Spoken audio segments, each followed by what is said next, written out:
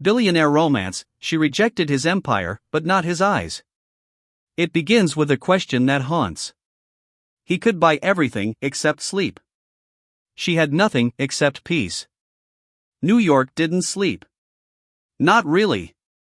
Even in the stillness of October nights, when the air was crisp and the streets less crowded, something in the city kept vibrating like a machine that had forgotten how to turn itself off. At 2:03 a.m., the world was quiet for most people. But Ethan Vale wasn't most people. He sat alone in the back of a black Bentley parked beneath his luxury high-rise in Midtown. The car was off. His phone screen glowed faintly beside him, illuminating unread emails, messages he wouldn't answer, and a calendar so dense it looked more like a spreadsheet than a life. He didn't check any of it. His hands were still. Too still. For a man who built an empire out of risk and precision, it was these moments of nothingness that unnerved him the most. He wasn't afraid of chaos, he thrived in it. But silence? That was something else entirely. 38 years old. CEO of Vale Holdings. Net worth, $6.2 billion. A household name in corporate circles, whispered about in hedge fund halls and dissected in startup pitch decks. People envied him. Worshipped him. Feared him. But none of them knew that he hadn't slept through the night in almost 6 weeks. Not because of insomnia. Not because of caffeine or stress or the demands of running a global company. He couldn't sleep because he'd forgotten how to feel safe. There was no single reason. Just an accumulation. Decisions made. People lost. Trust broken. Doors closed. Somewhere along the climb, he had stopped looking back and in doing so, left pieces of himself scattered across the staircase. Ethan Vale could buy a fleet of Gulfstreams. He could erase his digital footprint. He could fire 10 people before breakfast and still be considered humane by billionaire standards. But he couldn't buy rest. Across the river, in a dim Brooklyn cafe that stayed open too late and played Miles Davis on loop, Claire Monroe was washing her hands slowly in the small sink behind the bar. The smell of roasted espresso still clung to the air. Her fingers were dry from soap and long shifts. She wasn't supposed to be working tonight, but someone called out sick and rent didn't wait for sympathy. At 35, Claire had the kind of face that made people curious not because it was traditionally beautiful, but because it seemed like it had been somewhere. Eyes that looked right through people's performances. A smile that didn't offer itself cheaply. Once, she had worn tailored suits and stood behind courtroom podiums, defending those who couldn't afford defense. She had believed in the law. Believed in structure. In the idea that right and wrong were separate countries with clear borders. But the system broke her in ways she didn't talk about. A high-profile case. A client left unprotected. A promise she couldn't keep. And the worst part? She had followed the rules. Exactly. That was when she walked away. Now, she taught part-time at a community college. Managed this cafe on weekends. Wrote essays she didn't submit. And read books about healing that made her roll her eyes and sometimes cry. People thought Claire was brave for leaving. But it hadn't been bravery. It had been necessity. There's a difference between choosing peace and escaping collapse. She knew which one she'd done. At 2:07 a.m., Claire dried her hands and turned off the jazz. The silence was immediate, but not uncomfortable. It wrapped around her like a familiar coat. She liked closing the cafe alone. There was something sacred about it. Like the world had stopped long enough to let her breathe. Back in Manhattan, Ethan still hadn't moved. The city outside whispered through glass and concrete. Horns in the distance. A siren slicing through the quiet like a bad memory. He closed his eyes and exhaled. He thought about calling his assistant, just to hear someone's voice. But what would he say? That he couldn't sleep because the air in his penthouse felt heavier every night? That he sometimes forgot what his mother's voice sounded like? That when he looked in the mirror, he wasn't sure which version of himself was winning? No. He wouldn't say any of that. Not to anyone. Especially not to someone on payroll. He got out of the car, the city's cold biting through his coat, and made his way inside. The lobby greeted him with marble and meaningless smiles. The elevator ride was long and silent. Floor 87 blinked red as it opened. His apartment was spotless. Sterile. The kind of place interior designers posted on Instagram with hashtags like #success and #goals. He poured himself a whiskey he wouldn't drink and stared out the floor-to-ceiling windows. Lights sparkled below. He could see all the way to the bridge. And there, he didn't know why he noticed it was a small cafe in Brooklyn with its lights still on. Just barely. He didn't know that inside, Claire was locking the door and picking up her bag, unaware that someone across the river had just, for a moment, envied her calm. They hadn't met yet. Their names didn't belong in the same sentence. Not yet. But life didn't care about logic. Sometimes, it just waits for one crack to appear in the armor.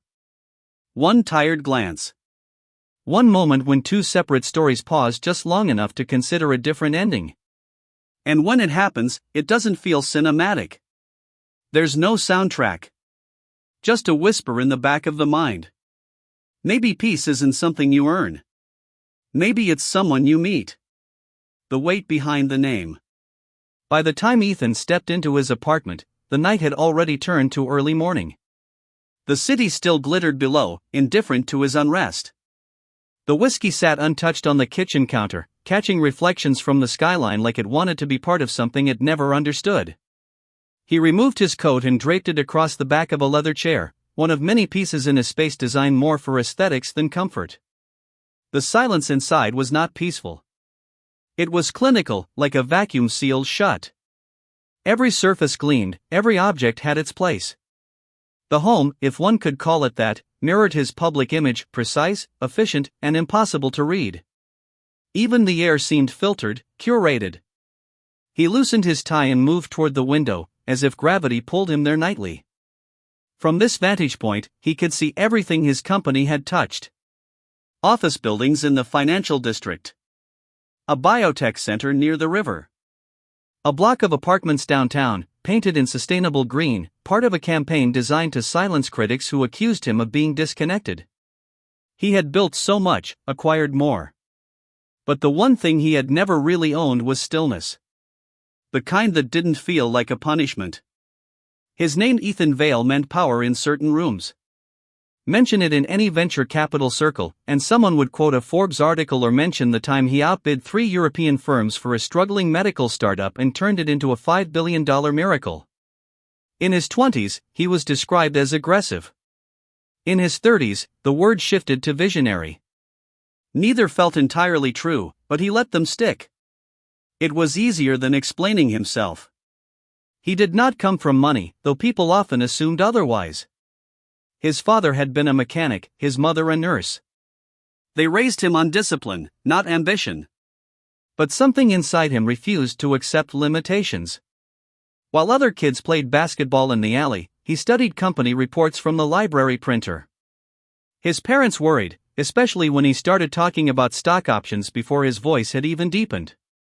By 17, he had built a trading algorithm from free code online and doubled the savings his parents kept in a metal box under the bed. At 25, he took over a failing logistics company and sold it 3 years later to a global chain, earning his first $100 million. From there, everything moved faster. Faster than his body could adapt. Faster than his mind could process. He kept up by moving forward, always forward. But something had cracked last year. It was subtle at first. He forgot meetings he usually anticipated. He stopped recognizing some of the people on his executive team, not because they were unimportant, but because his focus had narrowed to the point where only crisis could break through. He started dreaming about things he didn't remember experiencing. A child's laughter. A long stretch of road with no buildings. The scent of oranges, though he hadn't eaten one in years. His doctor called it executive burnout. His therapist called it unresolved trauma. Ethan didn't call it anything. He just worked harder. And yet, tonight, something felt different. Not in the room. Not in the city. In him. As if his body had finally noticed the fatigue his mind refused to acknowledge. The sensation was not loud. It was like standing on a frozen lake and hearing the soft, almost polite, sound of ice beginning to shift beneath your feet. He walked to the kitchen, poured the whiskey back into the bottle, and rinsed the glass. No need to pretend tonight. Pretending required energy. He turned off the lights, one by one, until only the bedroom remained dimly lit by the window. The bed looked untouched. In truth, it often was. He would lie there, phone in hand, scrolling through things he didn't care about, waiting for sleep to arrive like a guest who was always late. And when sleep came, it came broken thin layers that never reached depth. He sat at the edge of the mattress, not to rest but to think. A part of him wondered why that cafe light across the bridge had caught his eye earlier. There was nothing remarkable about it. A soft orange glow, barely visible. But it stayed with him. A pinpoint in the darkness, anchored in a burrow he rarely thought about. He realized then that he couldn't remember the last time someone had truly surprised him. Everything in his world was scripted. People said what they were expected to say. Even his rivals played roles within unspoken boundaries. There were no sharp turns, no unplanned detours. Maybe that was what sleep required. The ability to be surprised. To let go of the expectation that everything must make sense. He leaned back onto the bed without pulling the covers. His eyes traced the ceiling, unmoving. He thought again about that cafe. About whoever had been inside at that hour. Someone cleaning up. Someone closing down. Someone who had no idea a man across the river had been caught off guard by the simplicity of their evening. He didn't know her name. But something in his chest recognized the shape of her quiet. And for the first time in weeks, his breathing began to slow.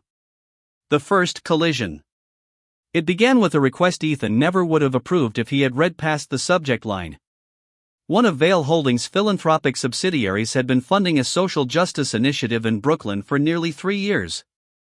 The numbers were small on the books but significant for optics. A recent review showed irregularities in how the grant funds were being distributed through local partnerships. Ethan had been ready to shut it down. His general counsel, however, advised otherwise. The press would not be kind.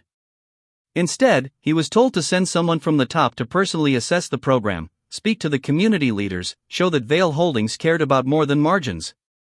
Against his instincts, Ethan agreed. He chose to go himself. It would be one afternoon. A short detour in a week already too full. He told no one in his inner circle why the decision felt oddly important, even necessary. Claire had not expected to return to the community center that day. She had taken a step back from the project 6 months ago, tired of navigating the politics of funding applications and monthly reports. Still, her former colleagues called now and then for advice. That morning, she received a message that someone from the parent funder would be visiting. They wanted her present, at least for the first 30 minutes. She hesitated. Then agreed. By 2 o'clock, she was seated at the round table in the upstairs conference room, notebook open, hands resting calmly on either side. The room smelled faintly of copier toner and overripe bananas from the lunchroom downstairs. Her attention was focused on the financial breakdown projected on the wall, until the door opened behind her. She turned. Slowly. Ethan Vale stepped inside, followed by 2 assistants and a tall man with a security badge clipped to his belt. Claire did not stand. She did not extend her hand. She merely observed him, her expression unreadable. Ethan paused, just for a second. He had seen hundreds of rooms like this one. He had met thousands of people in meetings like this. But no one had ever looked at him like that. Not with admiration, not with suspicion. Just neutrality. It threw him off balance. He introduced himself, voice level and smooth. She nodded, offered her name in return. No title. No context. Just Claire. The discussion began without ceremony. The director of the center fumbled through a summary of recent progress and thanked Ethan for his support. Ethan listened, arms folded, eyes scanning the charts. Claire remained quiet. When he asked his first question about the allocation of community outreach funds, it was Claire who answered, not the director. She spoke clearly, without apology or deference. She explained why the model they used deviated from the original proposal. She detailed the variables, the challenges with undocumented participants, the limitations of traditional reporting systems. Ethan pressed her on specifics. She responded with precision. Their exchange lasted no more than 10 minutes. But the temperature in the room shifted. He noticed the way she used pauses. Not the kind that signal hesitation, but the kind that command attention. She noticed the way he leaned forward slightly, as if he was trying not just to hear her, but to see if she would break under pressure. She did not. When the meeting ended, the others began to gather their things. Claire remained seated, tapping her pen once against the edge of her notebook. Ethan hesitated at the door. "I wasn't expecting candor," he said without looking at her. "I wasn't expecting cliché," she replied. It could have ended there. He could have walked away and filed her under the category of opinionated consultant or civic idealist. She could have closed her notebook, returned to her students, and erased his name from memory. But something lingered. Outside, the sunlight had started to shift, casting long shadows across the sidewalk. Ethan walked to the car, but before entering, he looked back toward the building. He was not sure what he expected to see. Claire was not at the window. She had not followed him. In her mind, the conversation replayed differently. Not in the words, but in the silence that followed. She felt nothing familiar. No curiosity. No admiration. But there was something. Not a spark. Not yet. More like the sound of something moving below the surface, quiet but persistent. Later that night, as she poured herself tea in her kitchen, her phone lit up with a message from a colleague thanking her for attending the meeting. The text included a photo taken during the session. She zoomed in absent-mindedly. There he was. Sitting across from her. Eyes focused. Jaw set. And yet, there was something in the way he looked at her in that captured moment that did not match the rest of the man. Not the billionaire. Not the executive. Something more raw. More uncertain. She turned off the phone. Sat in silence. In his apartment across the river, Ethan stood once again by the window, glass in hand.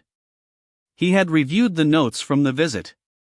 His assistant had already drafted a follow-up memo with recommendations and timelines. He should have been thinking about the next move. The press release. The numbers. But all he could remember was the sound of her voice when she said the word accountability. The way she did not flinch when he challenged her logic. The fact that she never once looked at his watch, his suit, his status. She looked at him as if he were just a man asking questions. And for the first time in a very long while, that was exactly how he felt. A curiosity neither asked for. Ethan Vale had never revisited a community site twice. Once was symbolic. Twice invited questions. Yet 2 days after the initial meeting, his car pulled up once again in front of the community center in Brooklyn. He had told his assistant he wanted to review follow-up metrics on site. The reasoning was thin, and he knew it. But the truth was simpler, and he would not have said it aloud. He wanted to know if she would be there. Claire did not appear surprised when she saw him walk into the main hallway. She was speaking with one of the younger volunteers, pointing toward a storage closet filled with canned goods and mismatched chairs. Her sleeves were rolled up, her hair tied loosely at the nape of her neck. She wore jeans and a sweatshirt that bore the faded logo of a long-forgotten college debate team. He waited for her to acknowledge him. She didn't. At least not immediately. When their eyes finally met, she nodded once. Nothing more. No greeting, no smile, no inquiry about why he had returned. Ethan walked slowly toward her.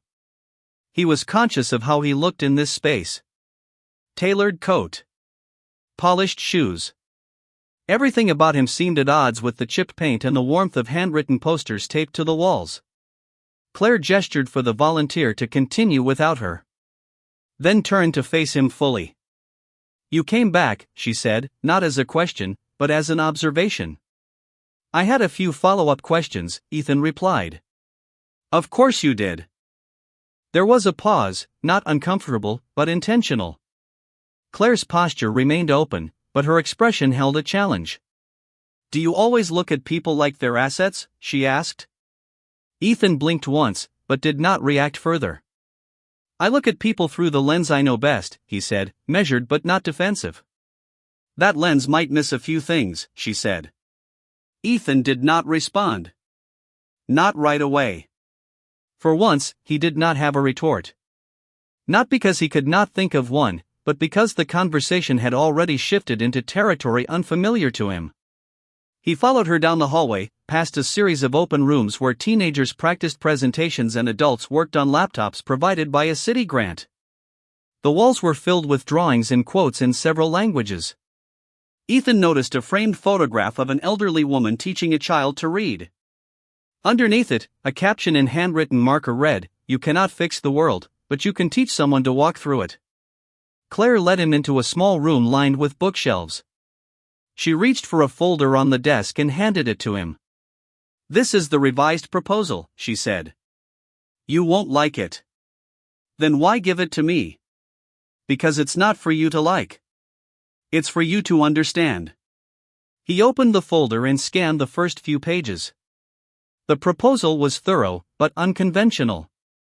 It restructured the funding to support mentorship programs without direct metrics, emphasizing trust-based evaluation. It reduced reporting and redirected the staff's time toward fieldwork. It was, by traditional standards, inefficient. But there was clarity in it. Purpose. "You don't think structure matters?" he asked. "I think structure is only as useful as the people building it," she said. "Some frameworks were never meant to serve the people inside them." Ethan studied her face. She did not flinch. Did not shrink. She believed every word she spoke, and she expected to be challenged. That was what intrigued him the most. He had spent his entire adult life commanding attention. From the moment he entered a room, people leaned in, adjusted their tone, measured their words. It was rare for anyone to disagree with him without hedging. Claire didn't just disagree. She pushed. He was not used to wanting to understand someone. He was used to dissecting them.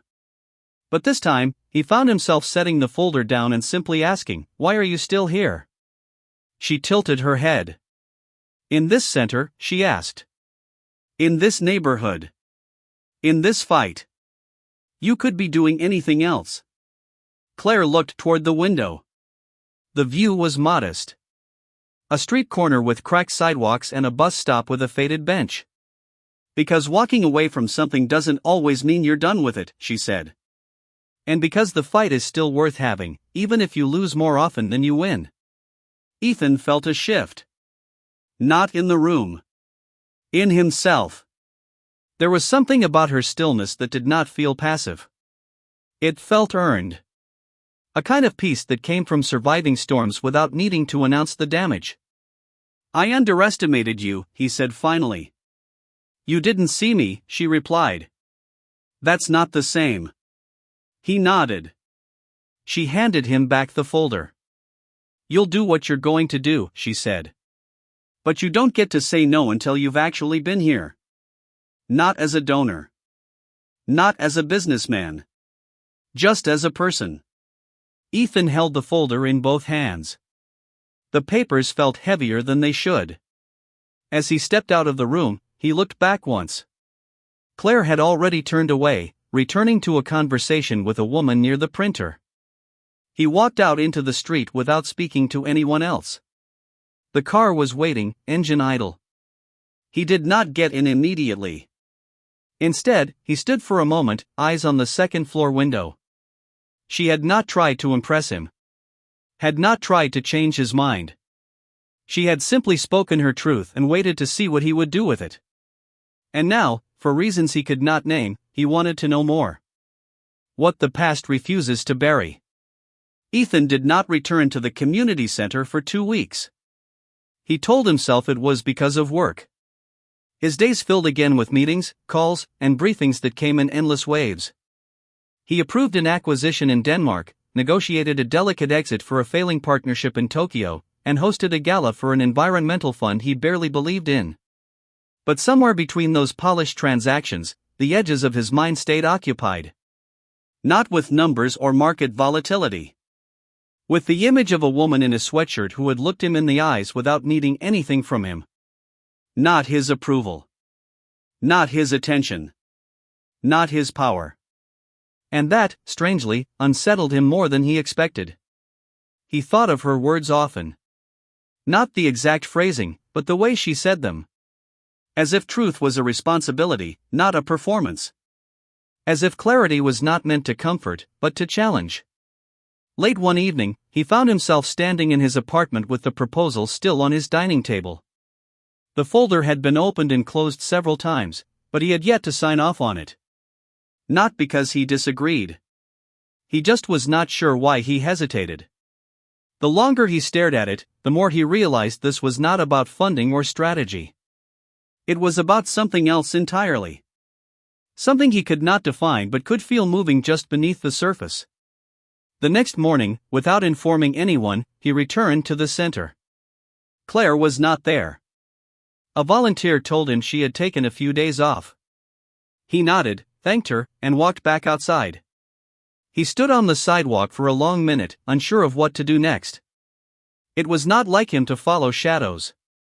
Yet that was exactly what it felt like. Instead of leaving, he turned down the street and began walking. No destination. Just a need to keep moving. The city around him pulsed with the same chaotic rhythm, but today it felt less like a machine and more like a question. He found himself in a used bookstore. The kind that smelled of old paper and ambition. He browsed without interest until a thin paperback caught his eye. It was a book of essays about human resilience.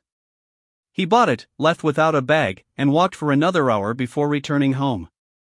That night, he opened the book and read one line over and over. Sometimes, survival teaches you things peace never could. The words clung to him. Because they felt familiar. Because they sounded like her. Claire, meanwhile, was standing in her sister's kitchen in Philadelphia. Her niece sat at the table coloring a picture of a fox, and her sister was loading the dishwasher with one hand while cradling a phone against her shoulder with the other. Claire sipped coffee that had been brewed too strong and leaned against the counter, eyes distant. She had left the city not out of urgency, but from something quieter. A pressure she had not named. She had not told anyone about the second visit from Ethan. Not because it was a secret. Because she did not yet understand what it meant. That night after he left, she had found herself rereading parts of the proposal she had written. Not to edit. Just to make sure she still believed in it. She did. But his presence had shaken something. Not his status. That meant little to her. What lingered was the way he had listened. Not like a man collecting data, but like someone trying to unlearn something. In her room later, she had stood in front of the mirror, brushing her hair in silence, and asked herself a question she had not asked in years. What would it cost to let someone see the whole truth? She had spent so long being strong that vulnerability had started to feel like betrayal. But she knew the danger of that too. Strength without softness hardens into isolation. On the third day of her visit, she took a long walk by the river. There was a man sketching on a bench. A couple laughing too loudly. A boy holding a paper boat like it was treasure. Claire sat on the low stone wall and stared at the water. Her thoughts drifted to her last case as a lawyer. The one that made her leave. She remembered the client's name, the child's drawing found in the evidence file, the way the judge avoided eye contact during sentencing. She had done everything by the book. It had not been enough. She remembered how the silence of that courtroom echoed in her chest for months. She had never spoken to anyone about what happened afterward. The insomnia. The panic in grocery store aisles. The way she stopped answering phone calls from friends who asked if she was okay. She was not okay. But she was good at pretending. When she finally left law, people called her brave. As if breaking had been a decision. Now, years later, that break had become a scar. Not ugly, but visible. And when Ethan Vale looked at her, she wondered if he saw it. Not as a flaw, but as something familiar. That afternoon, back in Manhattan, Ethan sat in his office and stared at a small email draft on his screen. His assistant had scheduled a call with the center for Friday. He was supposed to confirm his availability. Instead, he opened a blank message. Typed Claire's name into the address line. Then deleted it. He leaned back in his chair. He did not know what he wanted from her. But he knew this: when she spoke, it made him question the version of himself he had spent years perfecting. And maybe that was the beginning of something worth paying attention to. Even if he did not yet know where it would lead. When circumstance leaves no room to hide. Rain fell on Brooklyn like it had been waiting for permission. The streets glistened with reflections of traffic lights, storefront windows, and people hurrying beneath umbrellas. It was the kind of day that made everything feel suspended, as if the city itself had slowed down to listen. Claire stood beneath the awning of the community center, a clipboard pressed against her chest. She was watching the volunteers unload folding chairs and catering trays from a delivery van. Her sweatshirt had soaked through at the shoulders, but she did not seem to mind. She was focused, her brows drawn slightly, her lips pressed into a thin line of concentration. Inside, the main room had been transformed for the event. The lighting had been adjusted. The chairs had been arranged in imperfect rows. A makeshift stage stood at the front with a modest banner stretched above it, welcoming attendees to the first Neighborhood Equity Forum sponsored by Vale Holdings. It was Ethan's idea, though he had not expected it to be approved so quickly. One of his public relations directors had jumped at the opportunity, calling it a visible gesture of partnership. The event had taken form within 10 days. And now he was here, walking into the center with his name on the program, his company's logo on every pamphlet, and his uncertainty tucked quietly behind the collar of his pressed shirt. He saw Claire before she saw him. She was reviewing a checklist with another staff member, nodding occasionally, answering questions. She looked like someone who had built every part of this from the ground up. Someone who had no patience for ceremony, only for usefulness. When she turned and caught his gaze, there was no surprise. No smile either. Just a brief nod that acknowledged both his presence and her continued restraint. He approached her with practiced calm. "You're early," she said, voice even. "I like to see the space before it fills up," he replied. Claire looked at the chairs, then back at him. "It won't impress you." "I didn't come to be impressed." She said nothing, only handed him a schedule and motioned toward the hallway. "Green room's down there if you want to review your remarks," she said. "It's just a storage office with a folding table and bad coffee." He almost smiled. "Almost." "I'll be fine," he said. They stood in silence for a moment. Around them, volunteers moved like clockwork, unaware of the tension quietly growing between the two figures at the center of it all. Finally, Claire spoke. "You're on in 20 minutes. Short speech. 10 minutes max, keep it clean and local." Ethan raised an eyebrow. "Do I get a teleprompter?" "You get a microphone and a skeptical audience." "I'm familiar with those." Claire tucked the clipboard under her arm and walked away. Not quickly, but with enough purpose to avoid further conversation. Ethan took a seat in the back row and watched the room begin to fill. Residents arrived in small groups. Parents with children. Seniors with walkers. Young professionals with notebooks and hopeful eyes. The room had no pretense. It was made of folding chairs and lived-in energy. When Claire returned, she was holding a microphone and a stack of index cards. She stood near the stage and scanned the crowd. Her voice, when it came through the speakers, was steady and full.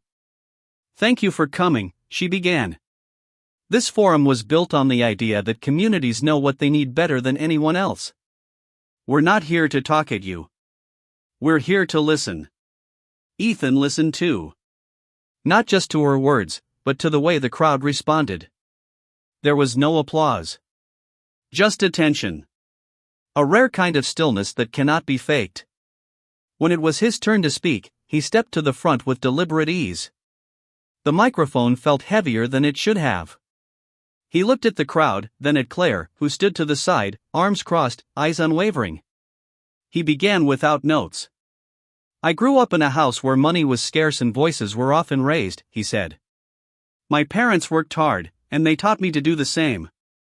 But they also taught me that showing up means more than saying the right thing. There was no silence in the room. But there was quiet. A kind of collective leaning forward. I don't claim to understand every issue your neighborhood faces. But I know how hard it is to build something that lasts when the foundation is ignored. He paused, not for effect, but because he felt the weight of his own words. I came here because I wanted to see this for myself. And what I've seen is a group of people who have created something valuable without asking for recognition. He nodded toward Claire. People who hold this place together not with money, but with conviction. When he stepped down, the applause was polite but honest. After the forum, Claire found him in the hallway, adjusting his cuff as if needing something to do with his hands. You didn't embarrass us, she said. High praise, he replied. Claire looked at him carefully. We're hosting a follow-up workshop next week. More community-led. No speeches. No banners. He hesitated. You want me to come? I want you to listen. He met her eyes. There was no challenge this time. Only invitation. I'll be there, he said.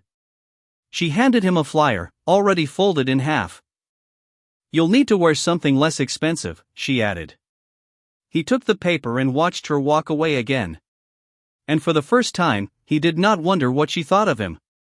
He wondered what it would be like to build something with her, not for her.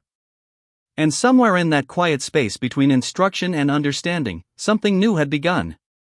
A closeness that did not need touch. The room was smaller this time.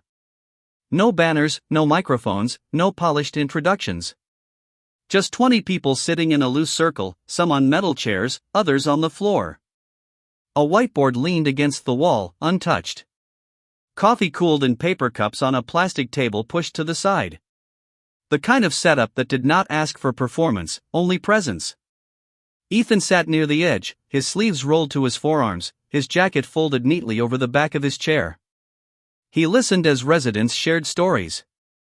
Stories about rent increases, about broken elevators, about a grandmother who had taught 4 generations to survive in the same 2-bedroom apartment. No one asked him to speak. No one turned to him expecting answers. For the first time in recent memory, he was not in control of the conversation. And surprisingly, it did not feel like weakness.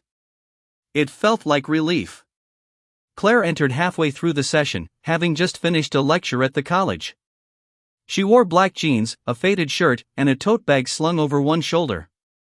She scanned the room quickly and found Ethan without needing to look for long. He looked different like this, sitting still among strangers, not absorbing attention but simply part of the room. When the meeting ended, the attendees lingered. Some chatted in pairs, others packed up slowly. Ethan stood and walked toward the table for a cup of coffee. Claire joined him, her bag still hanging from her shoulder. You stayed the whole time, she said. There was nothing I needed to leave for, he replied. She poured herself a cup without sugar and stirred slowly. That might be the most human thing I've heard you say, she said, not unkindly. Ethan smiled. It was brief, but real. They walked out together, stepping into a crisp evening. The rain had passed, leaving the sidewalks damp and reflecting the streetlights in soft patterns. They did not speak at first. The silence between them had changed. It was no longer tense or uncertain. It had texture. It allowed space for thought to grow. They reached the corner, and Claire turned right, expecting him to go the other way. Instead, he fell into step beside her. I can walk for a bit, he said. She did not argue. They passed a florist closing for the night. The scent of crushed petals and water hung in the air. A bus rumbled by, half empty. Somewhere a saxophone played faintly through an open window, the melody imperfect but beautiful in its effort. "Do you always walk after meetings?" Ethan asked. "Not always," Claire said. "But tonight felt like one of those nights that needs walking." They reached a small park. Empty benches lined the path. Claire paused near a low fence and leaned slightly against it. Ethan stopped beside her. "You asked me once why I stayed in this work," she said. He nodded. "It's because of nights like this. When people say things they would never say in a courtroom or behind a podium. When they speak without polishing their truth. That kind of honesty is rare." Ethan looked out across the dark lawn. A single lamppost buzzed above them. "I spent years chasing efficiency," he said. "I measured everything by output, by speed. But now I think I misunderstood the point." Claire tilted her head slightly. "What was the point, then?" "To build something that would last longer than me," he said quietly. "I thought that meant building bigger. Now I wonder if it just means building better." Claire's gaze softened. Not in pity, but in understanding. "Longevity is not always found in size," she said. "Sometimes it lives in how well something holds when no one is watching." Ethan was quiet for a long moment. "I have trouble sleeping," he said suddenly. "It started last year. At first I blamed the stress. But even after things calmed down, it didn't stop. I wake up feeling like I missed something important. And I never know what it is." Claire did not react immediately. Then she turned toward him fully. "Do you know what I used to dream about when I was still practicing law?" she asked. He shook his head. "I used to dream that I was trapped in a courtroom where no one could hear me speak. I would stand there, saying all the right things, but it was like my voice never left my throat." She paused. "That dream stopped the day I walked away from it all. But sometimes, when I stand in front of my students or help someone fill out a housing form, I feel that silence again. Not because I'm afraid, but because I remember what it cost me to leave." Ethan turned to her. There was no polite curiosity in his eyes now. Only attention. Deep and quiet.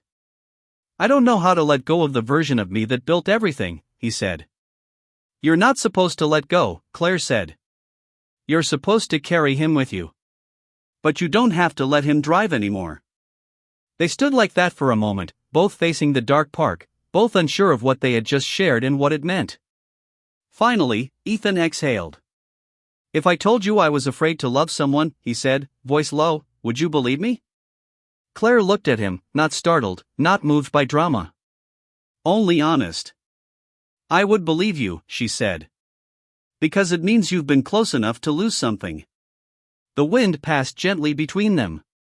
Nothing more was said. But they did not walk away. Not yet. When the ground beneath them shifted. The morning arrived without warning.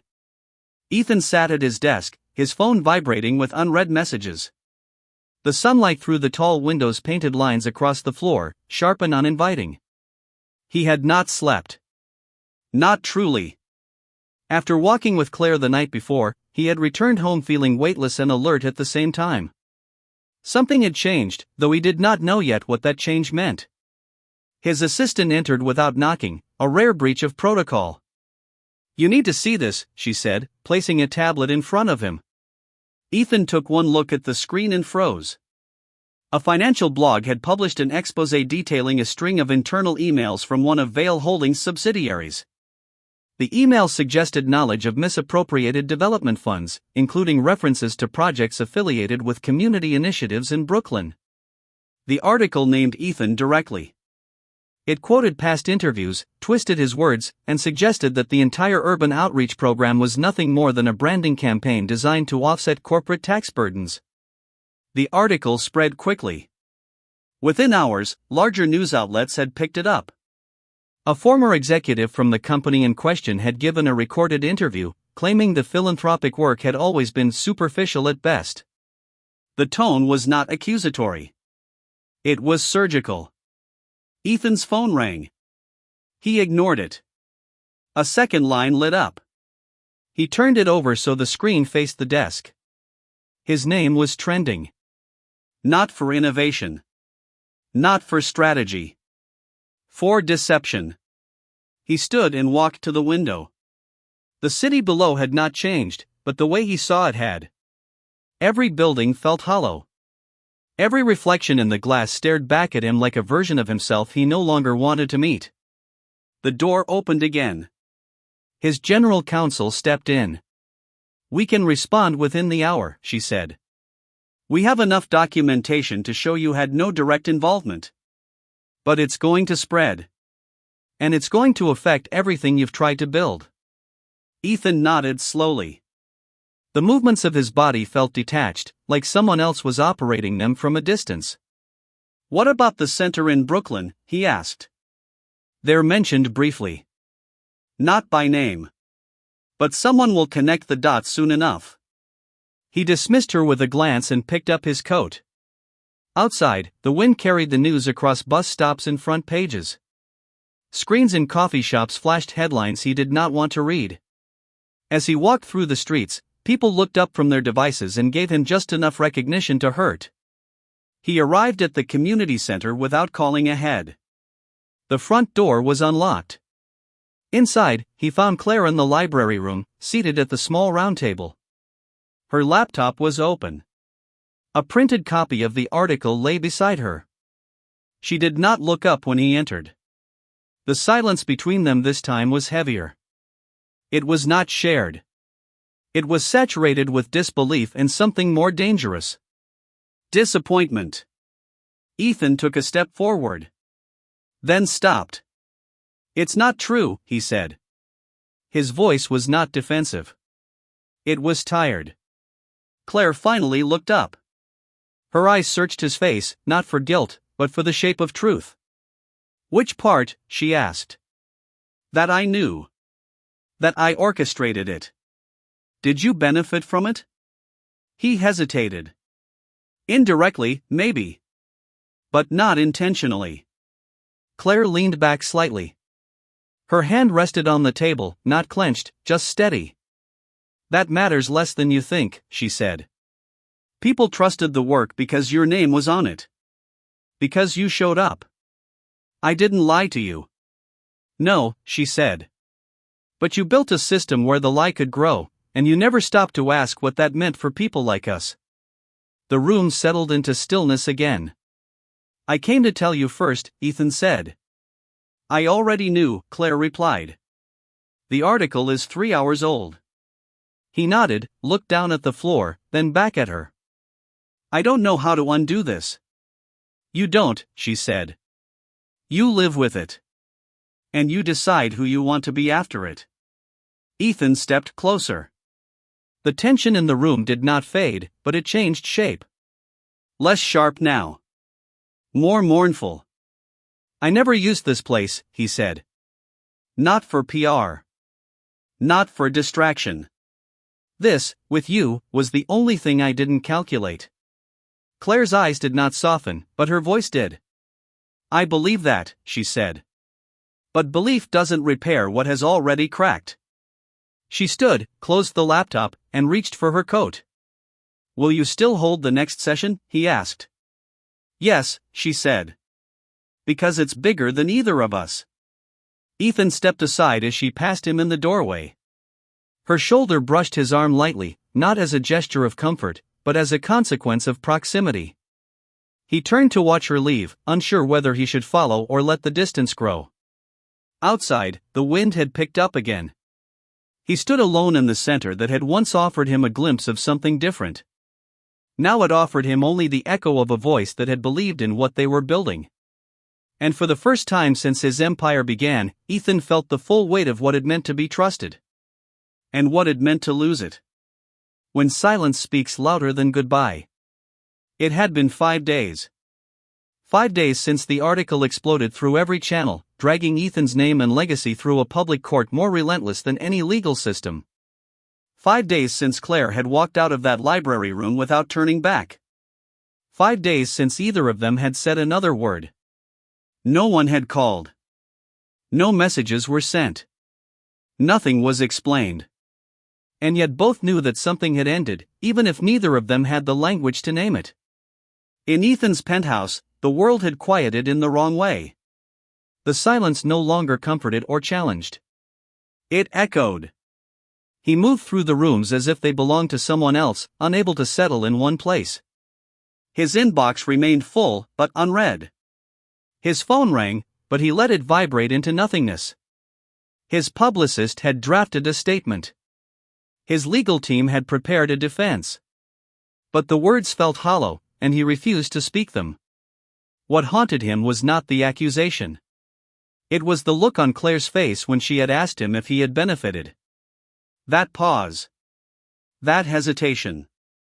That moment where honesty came too late. He stood by the window as night covered the city again. The sky was dense with clouds, and the city lights reflected back as if ashamed to shine. Somewhere beyond the river, he imagined the community center preparing for another meeting. He wondered if she would be there. Then he stopped himself. Wondering was a form of hoping. And he was not sure if hope still belonged to him. Across the river, Claire sat in her apartment with the television on mute. The evening news played without sound.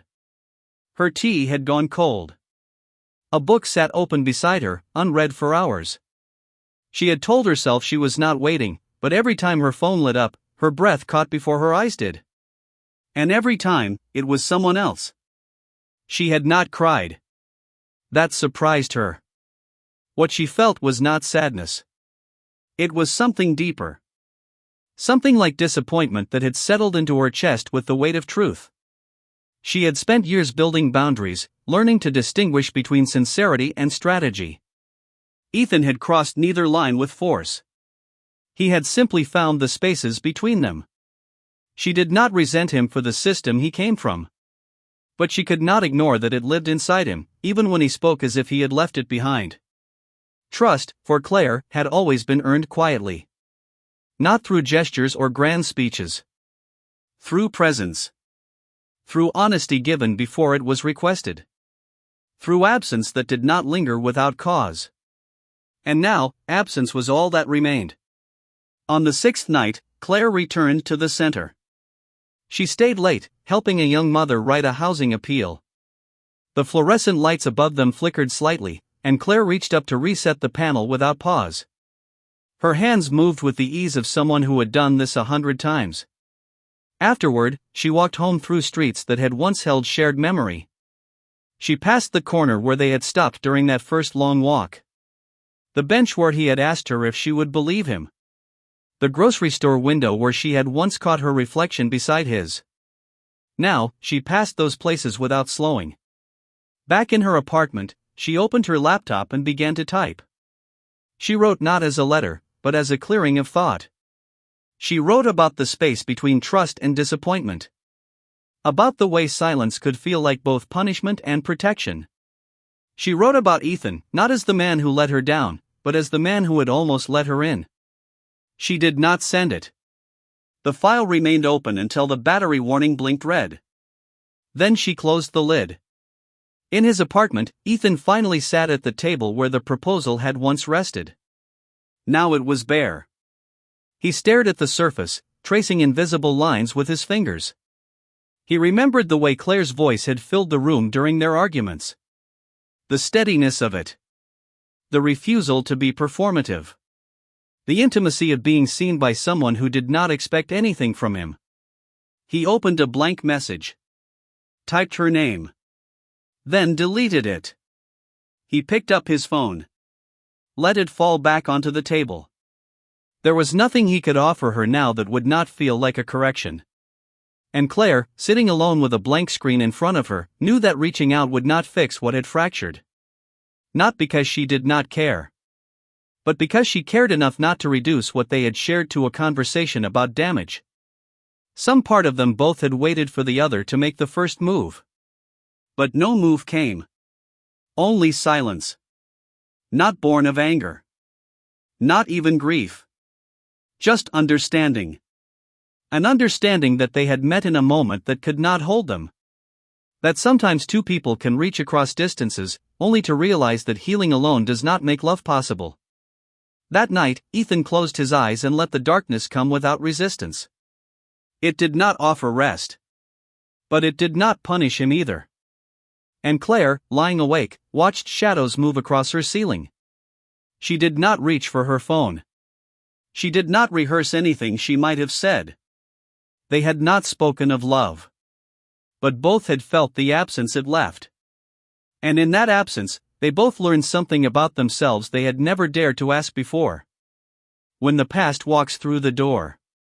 The rain returned without warning. Not the kind that invited umbrellas or soft reflections, but a sudden, cold downpour that flooded street corners and blurred outlines of the city. Claire stood under the awning of the bookstore, holding a paper bag with 2 borrowed novels and a small packet of tea leaves the clerk had insisted she try. Her fingers were cold. She tucked the books under her coat and waited, not in a rush, not expecting anything, just watching the storm unfold. Behind her, someone said her name. She turned. It took her half a second longer than it should have to recognize him. Daniel. The curve of his jaw, the same wool coat he used to wear every winter, the hesitant smile. He looked older, but not unfamiliar. The past rarely arrives looking like a stranger. It walks in wearing something you forgot you remembered. She blinked once, slowly. I thought you were in Chicago, she said. I was, he answered. I came back last month. Claire nodded. The rain filled the silence between them. She glanced down the street, toward the bus stop, then back at him. I didn't expect to see you, she said. I didn't expect to see you either, he replied, then added, but I hoped. She did not respond to that. She had no place for it, not yet. They walked inside the bookstore without speaking. The clerk looked up but said nothing. Claire set the bag on the counter and unzipped her coat. Daniel stood beside her, arms crossed lightly, his eyes moving across the shelves as if to fill time with motion. I read about the center, he said. The article. The fallout. Claire picked up her books again. It's been complicated, she said. You all right? She considered lying, but the question was not casual. I'm not broken, if that's what you're asking. I never thought you were, he said. She gave a small smile that did not reach her eyes. They left the store together, walking slowly as the rain softened into mist. Daniel had been the man she almost married. They had built a life once, a version of it at least. Long nights of shared ambition, mornings filled with argument and compromise. They had spoken of futures, of causes worth fighting for. And then, suddenly, and not so suddenly, it had all gone quiet. He had chosen a job in another city. She had stayed behind, unwilling to follow a path she did not believe in. There were no dramatic endings, just a slow erosion of shared language. When he left, she did not stop him. And when he called months later, she did not answer. Now, years later, he was walking beside her like no time had passed. I've followed your work, he said. You've done something real here. Claire looked ahead, the sidewalk shining under pale streetlight. I've tried. They reached the corner where the bench stood. The same bench where she had once stopped with Ethan. She did not sit this time. I'm here for a few weeks, Daniel said. Helping with a city housing proposal. Some of your students actually referenced your reports. I thought maybe, if you had time.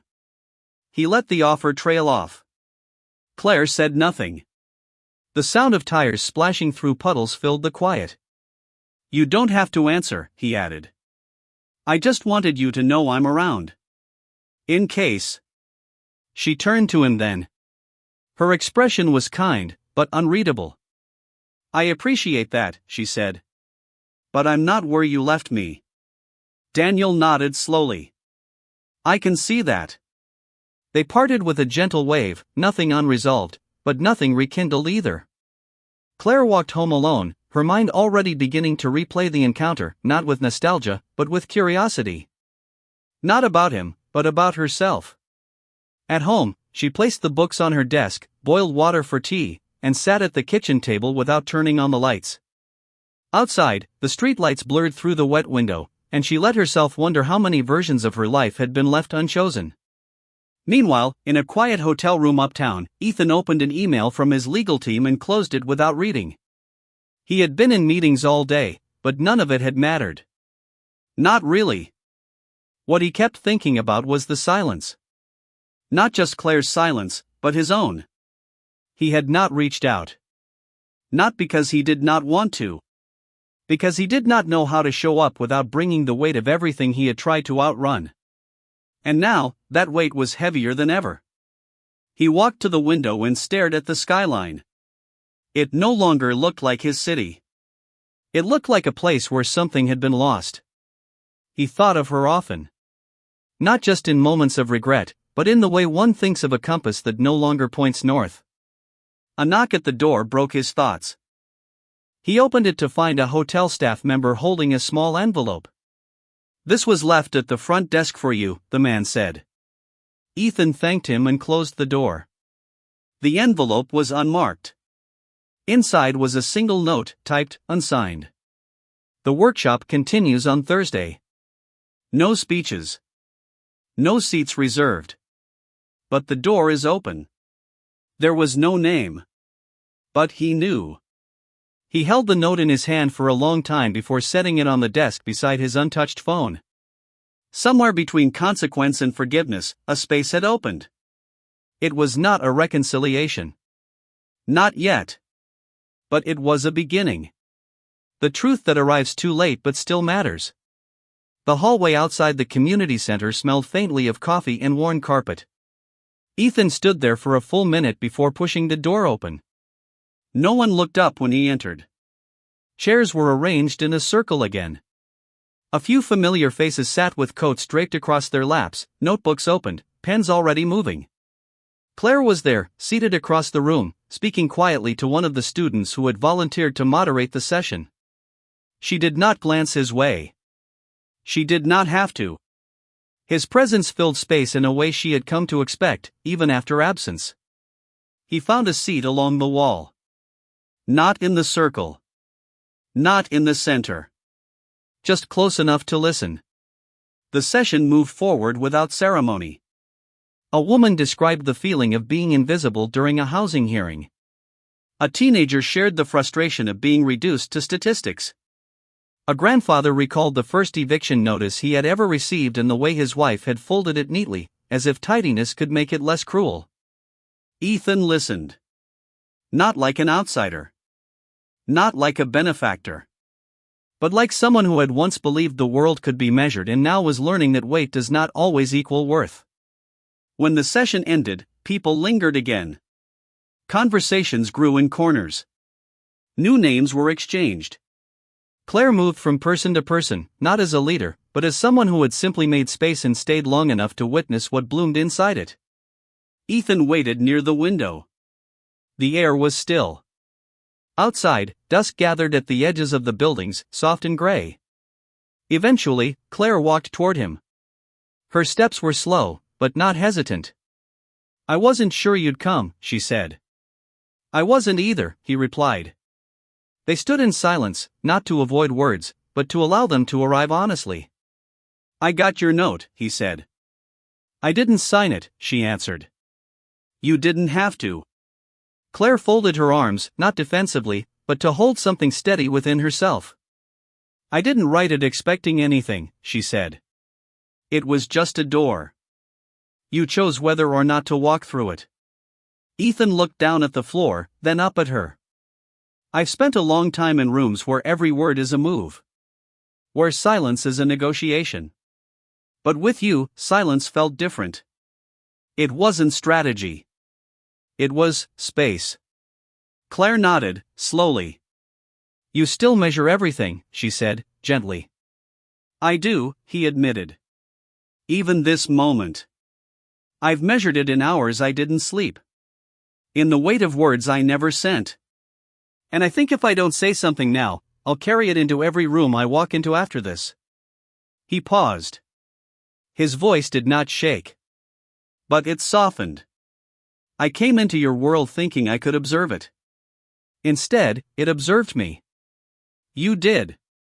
And it terrified me. Claire's expression shifted, almost imperceptibly. Not surprise. Recognition. I didn't mean to make you afraid, she said. You didn't, he replied. You made me aware. There's a difference. He reached into his coat and pulled out a folded piece of paper. He handed it to her. I started writing this weeks ago. Kept editing it. Kept trying to make it sound better. Then I realized that better was just another kind of hiding. Claire unfolded the paper. Her eyes scanned the page, then lifted back to his face. You don't have to read it, he said. I can say it. If you'll let me. She nodded once. Ethan took a breath. Not deep, but deliberate. I don't need you to forgive me. I don't even need you to believe I've changed. I just need you to know that I see it now. The damage silence does. The way it wears down trust slowly, until there's nothing left but questions. You gave me something I didn't know how to hold. And I fumbled it. Not out of cruelty. Out of ignorance. And fear. Claire looked at him, steady and still. I'm not asking you to come back, he said. I'm not asking for another chance. I'm just asking that you know the man who stood here before is not the one standing here now. I'm not whole. But I am awake. For a long moment, Claire said nothing. The noise in the room behind them had faded. Only the low hum of the heater and the soft tapping of someone closing a binder filled the background. Finally, she folded the paper and held it in her hand. There's a difference between regret and responsibility, she said. You don't speak like someone who regrets. You speak like someone who's learned how to hold what cannot be undone.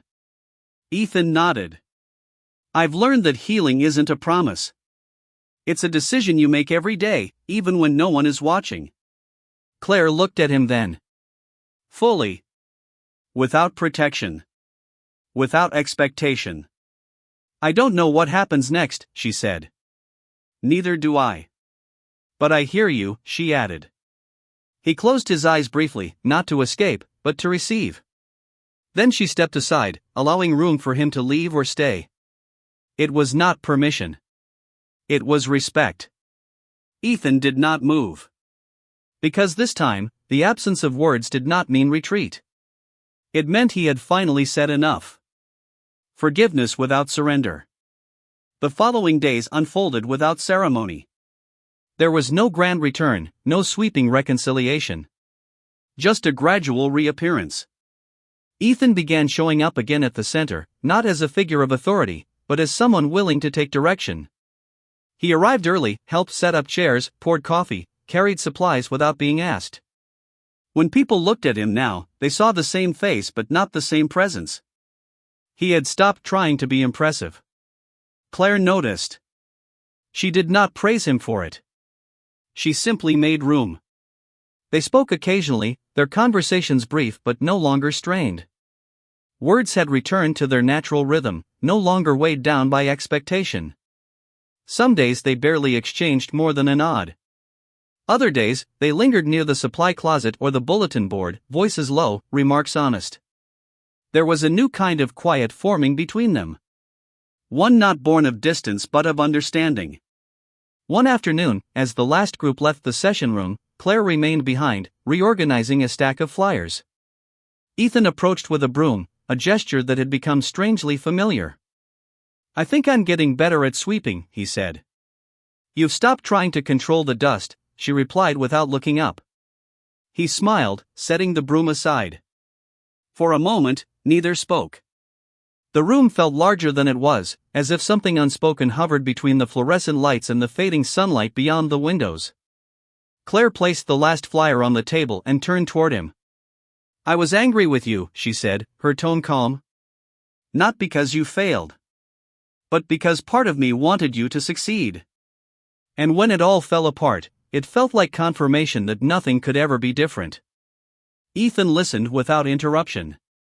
I've spent so long protecting myself from disappointment that I forgot what it felt like to want something to work, she continued. And with you, I wanted it to work. Even when I told myself I didn't. He stepped closer, not to close the space, but to meet her where she stood. I know I came into this with too many walls, he said. And I thought if I kept everything controlled, I would never lose anything again. But control is not the same as care. It took losing your trust to understand that. Claire's eyes searched his face. I didn't expect to forgive you, she said. You don't owe me that. I know. And that's why it means something. She reached into her coat and pulled out the letter he had written, now folded and slightly worn. She held it between them. I've read this more than once. Not because I wanted to find reasons to say yes, but because I needed to feel that your words had weight beyond the page. Ethan took the letter from her, not to keep, but to touch something he had once offered and nearly buried in guilt. I don't expect anything from you now, he said. But I do believe something still lives between us. Something not broken. Just quiet. Claire looked down at their hands, now inches apart. I've learned that forgiveness isn't about forgetting, she said. It's about deciding to carry the truth without letting it ruin the next step. Ethan nodded. I'm ready for the next step. Even if it's slow. She gave the faintest smile. Especially if it's slow. They did not hold hands. They did not embrace. They simply stood there, two people who had walked through their own storms, finding themselves in the same room again. Not because love had demanded it, but because time had allowed it. Outside, the sky had begun to shift. A soft blue pushed away the gray, and the late afternoon light painted the windows with warmth neither had noticed arriving. Ethan stepped aside, picked up the broom, and returned to sweeping. Claire sat down at the table and began writing a new agenda for next week's session. Nothing had returned to what it was. But something new had taken root. Forgiveness, in its truest form, had arrived not with promises, but with patience. It had not required declarations. It had asked only that both of them show up honestly, and again, and again. And that was enough. Walking forward without perfection. Spring returned in small, quiet gestures. The sidewalks dried a little faster after rain. The trees lining the streets of Brooklyn began to blush green at the edges. People started to linger longer outside cafes. Coats grew thinner, conversations stretched further, and for the first time in months, Claire caught herself smiling at the sound of children running past her on the way to school. Inside the community center, change arrived not with announcements, but through consistency. Flyers no longer needed tape twice. The staff began to laugh more openly. Volunteers stayed later. And Ethan became part of the fabric without ever needing to be at the center of it. He no longer stood at the front of the room. He sat among the others, sometimes speaking, sometimes silent.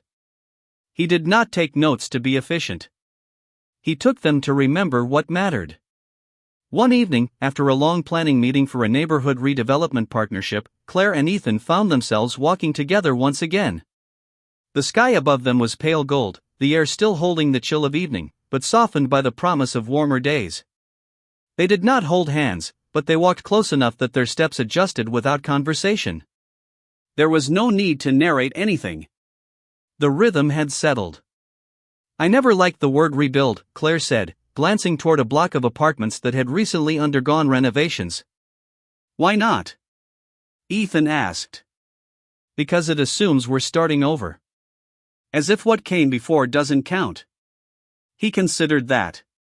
Maybe we're not rebuilding anything, he said. Maybe we're building forward, with everything that came before still in the walls. She nodded. It's messier that way. But more honest. They crossed the street, pausing at a corner where a teenager had once set up a poetry booth. The sign was gone, but Claire still remembered one of the lines scrawled on cardboard. She recited it aloud, half to herself. We do not need to be flawless to be held. Ethan glanced sideways. Is that how you see us? Claire did not answer right away. She looked up at the sky instead. I see us as unfinished, she said.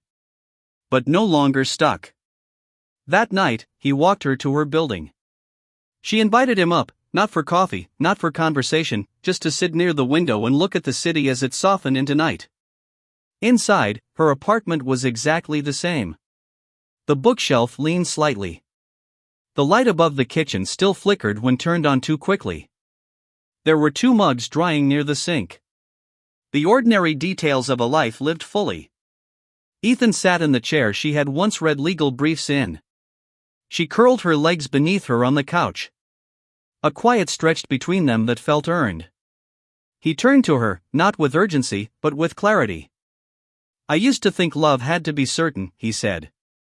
"Now I think it just has to be chosen. Again and again." Claire set down her mug and folded her hands in her lap. "I don't want to be someone's redemption story," she said. "You're not," he replied. "You're the person who made me stop pretending I didn't need redemption." She let out a breath that felt like months leaving her chest. "Then let's choose," she said. "Without trying to fix what can't be undone. Without needing to name what this is every hour." Ethan nodded. They did not kiss. There was no dramatic music. Only a shared silence that had learned to speak for them. Over the weeks that followed, they moved quietly into something more steady. He met her students once, not as a guest speaker, but as someone who sat in the back and listened. She came to one of his company's community forums, choosing to remain in the crowd, observing the way he now asked more than he answered. They did not promise permanence. They made no declarations. But they showed up. When schedules strained, when doubts flickered, when tiredness made kindness harder, they still chose each other. Love, for them, became less a feeling and more a pattern of presence. He learned how to ask before assuming. She learned how to rest without apology. He stopped trying to control the pace of their connection. She stopped preparing for its ending. One evening, she reached for his hand as they left a meeting late. It was the first time she had done so without thinking. And he held it like he understood everything that gesture had once cost her. They were not healed completely. Some wounds stayed as reminders. But they did not live in fear of reopening. They had learned the difference between protecting oneself and isolating. Between caution and retreat. And more than anything, they had learned that sometimes, commitment does not arrive dressed in certainty. It arrives in the quiet decision to stay, even when the reasons are not simple. In the end, they did not become something perfect. But they became something real. A morning that did not need promises. The morning was ordinary. A soft breeze moved through the trees outside the window. Sunlight spilled unevenly across the wooden floor of Claire's apartment, settling gently on the stack of books beside her desk and the half-finished mug of coffee she had forgotten to reheat. The city outside stirred slowly, like it had learned the value of beginning without urgency. Ethan sat on the edge of the couch, reading something quietly. He wore a sweater that no longer looked new. His shoes were near the door, abandoned in a way that suggested comfort rather than forgetfulness. Claire stood in the kitchen, slicing an orange. She did it carefully, not because the fruit required it, but because the rhythm of the action calmed her. She placed a few slices on a plate and set them on the table without speaking. He looked up and smiled, not with surprise but with familiarity. They ate together in a silence that asked for nothing. Later, as they walked down the street, neither of them spoke of the past or the future. They did not make plans. They did not compare calendars. The sun warmed the sidewalk beneath their feet. A child ran by with a balloon, and an elderly man nodded as he passed with a cane and a story no one had asked to hear. They reached the small park near the corner, the one with the low bench where words had once been exchanged between them in fragments of doubt and clarity. Today, the bench was unoccupied. Claire paused beside it but did not sit. Instead, she turned to Ethan. "There are still things I don't know about you," she said. "I hope so," he replied. "I'd like to give you time to learn them." She raised an eyebrow. "And what if we don't get all the time?" He thought for a moment. "Then let's use what we have," he said. "And not rush to name it." Claire looked out at the trees swaying slightly in the breeze. Birds chirped overhead, and the sounds of the city layered beneath them like a quiet hum. I used to think the goal was certainty, she said. To know what everything means, to understand every feeling. But lately, I've started to think that maybe meaning comes later. Maybe it grows slowly, like moss on stone. Ethan stepped closer, not to close a gap, but to walk beside her. Then I'm okay with not knowing, he said. As long as we're growing in the same direction. They continued walking. A light wind pushed against their backs as if nudging them forward. They stopped at a crosswalk, waiting for the signal. Claire looked up at the building across the street. The second-floor window was open, and someone inside played a piano piece that stumbled a little at the bridge but kept going anyway. She turned to Ethan and smiled. That's what this feels like sometimes, she said. Not perfect. But still trying. He reached for her hand, not as a statement, but as a gesture of companionship. She let him take it, her fingers threading between his like they belonged there. They crossed the street together. There were no declarations. No one said forever. No one said love. But it existed anyway, in the way their steps aligned, in the way they made space for silence, in the way neither of them asked the other to prove anything anymore. At the community center that afternoon, they arrived separately. Claire led a workshop for first-time tenants navigating legal aid. Ethan met with a small team to discuss a new initiative involving mentorship programs for youth in the area. They crossed paths only once between meetings. A glance. A brief touch at the elbow. A shared understanding that intimacy does not always require proximity. That evening, they returned to her apartment. They cooked together without much talking. She stirred the soup while he sliced bread. They moved in quiet partnership, no longer measuring affection in words or effort, but in the ease of coexisting.